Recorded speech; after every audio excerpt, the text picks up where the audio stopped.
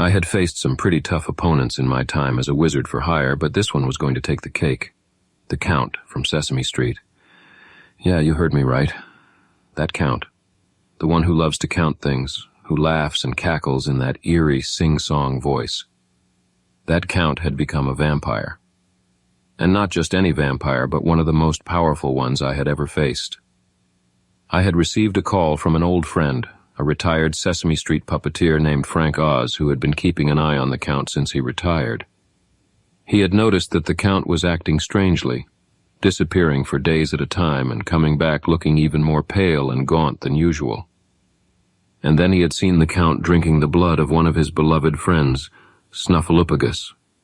My heart sank at the thought of such a kind and gentle creature falling victim to such a gruesome fate.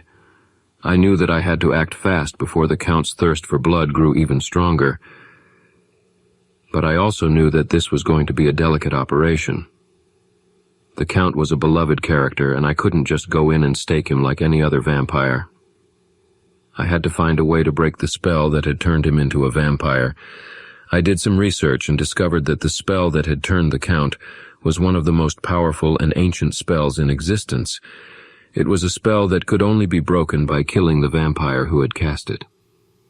And that meant that I had to kill the person who had turned the Count into a vampire. I tracked down the vampire who had cast the spell, an old and powerful vampire named Vladislaus Dracula. He had been living in hiding for centuries and had a reputation as one of the most feared and ruthless vampires in history. He had a particular fondness for puppet victims, having been responsible for the demise of such beloved characters as Mr. Hooper, Kermit the Frog, and even Oscar the Grouch. It took me weeks to find him, but when I finally did, I knew that I had to act fast. Dracula was expecting me, and he was ready for a fight.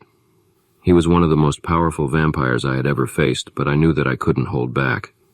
I had to take him down no matter the cost. The battle was fierce, and it seemed like it was going to go on forever. But then, just when I thought that I was done for, I saw an opening. Dracula had let his guard down for just a moment, and I seized the opportunity. I thrust my staff into his heart, and he crumpled to the ground. I knew that I had succeeded when I felt the Count's presence disappear from my mind. The spell had been broken.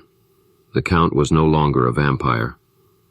I rushed back to Sesame Street, where I found the Count slumped in his chair.